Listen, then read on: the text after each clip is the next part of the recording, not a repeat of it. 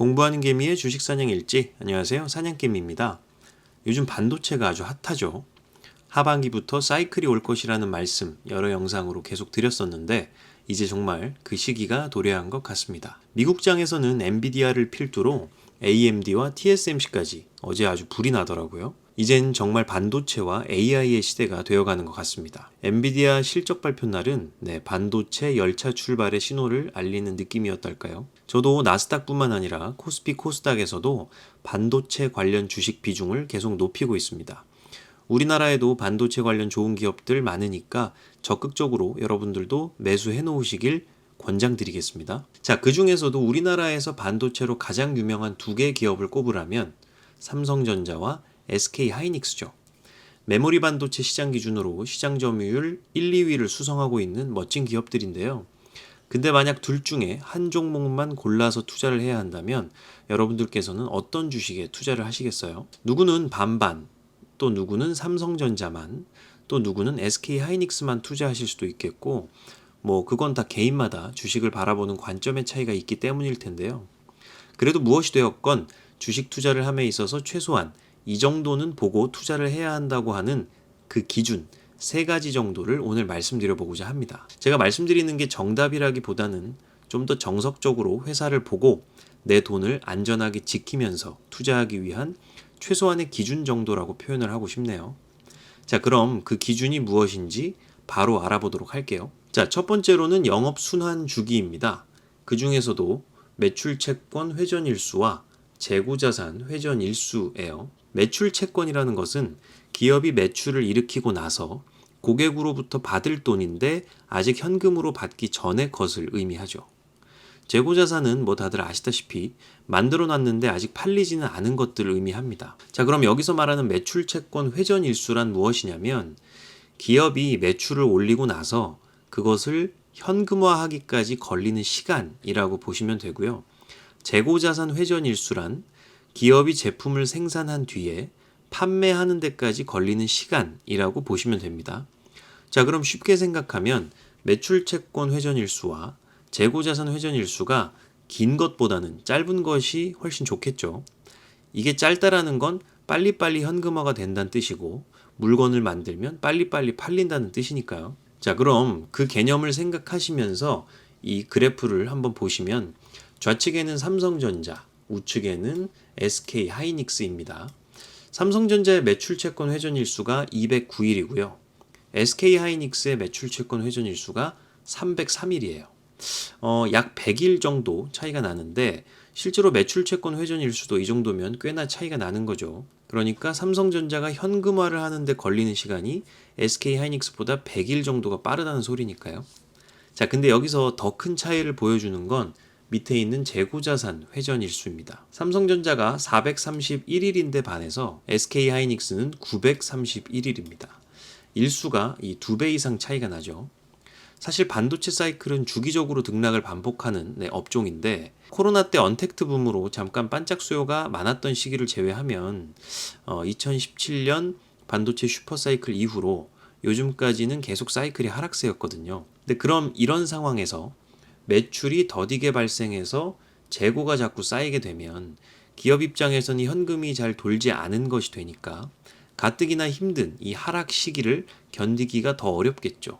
꼭 맞는 말은 아니지만 이렇게 산술적으로만 표현을 하면 삼성전자보다 SK하이닉스가 이런 어려운 시기를 견디기가 2배는 더 힘들다라고 할 수도 있겠죠.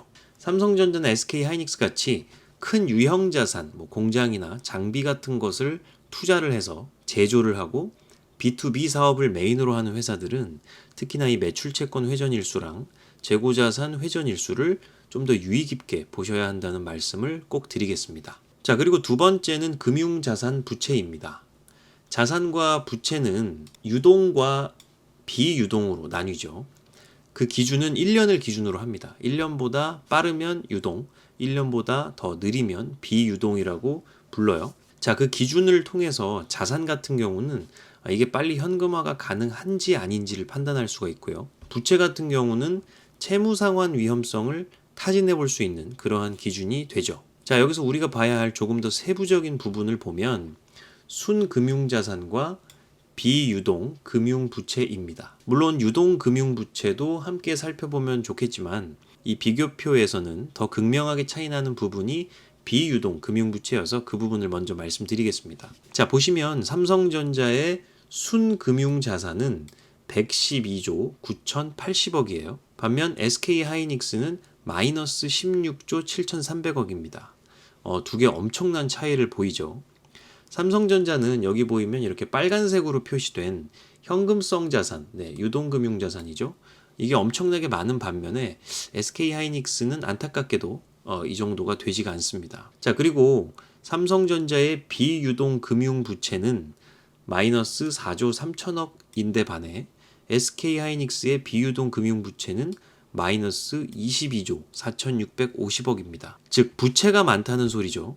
그 말은 쉽게 말하면 갚을 이자가 많다는 것이고요. 특히 요즘같이 금리가 높은 시기에는 더더욱 힘들겠죠. 회사가 현금은 없고 매출은 부진하고 재고는 쌓여가고 갚아야 할 이자는 점점 늘어나고 정말 답답한 상황일 것 같죠.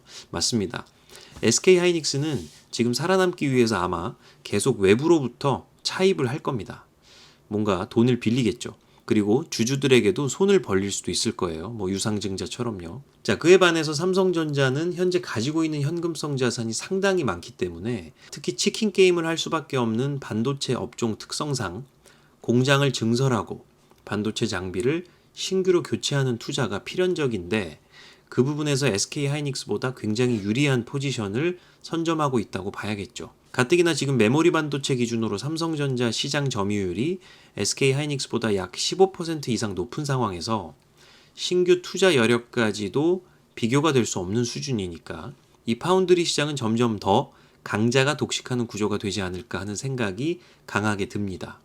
물론 삼성전자도 더 큰 파운드리 회사인 TSMC를 따라잡기 위해서 고군분투 중이지만요. 자, 그리고 마지막 세 번째는 금융손익입니다. 두 번째 말씀드렸던 순금융자산에서 파생되는 부분이라고 보시면 되는데요.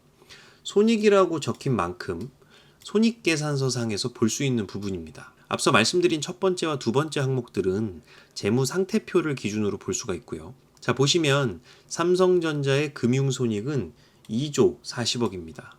반면에 SK하이닉스의 금융손익은 마이너스 1조 4,270억입니다. 그러니까 가만히 앉아 있어도 마이너스 1조 4천억 이상이 영업이익에서 차감되어 나간다는 소리입니다. 이건 당기순이익이 플러스가 되려면 최소한 영업이익이 1조 4,270억 이상은 나와줘야 된다는 소리죠.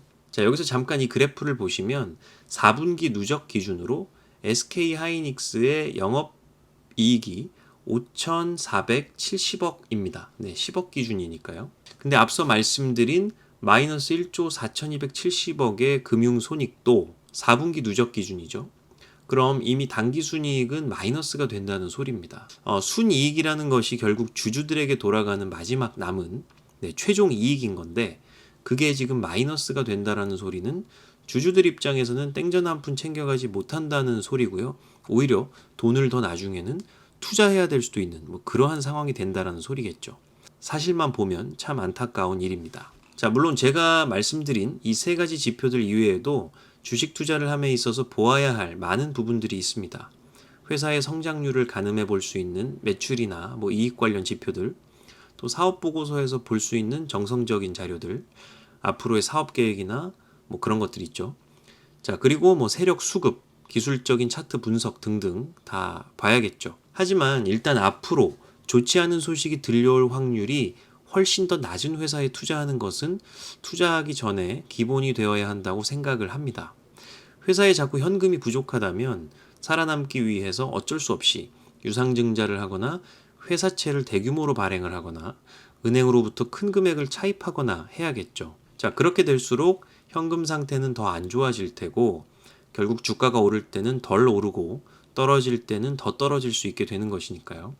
결국엔 회사가 돈을 잘 버느냐 마느냐, 현금이 잘 들어오느냐 마느냐가 제일 중요한 거잖아요. 자, 제가 지금까지 말씀드린 이 세 가지 항목들, 만약 여러분들께서 생소하시다면 지금부터 투자하시기 전에 잠깐만이라도 챙겨보시면 더 안전하게 좋은 수익을 추구하실 수 있으리라 생각을 합니다. 오늘 영상은 여기까지 하겠습니다. 도움되셨다면 구독과 좋아요, 알림 설정 부탁드리겠습니다.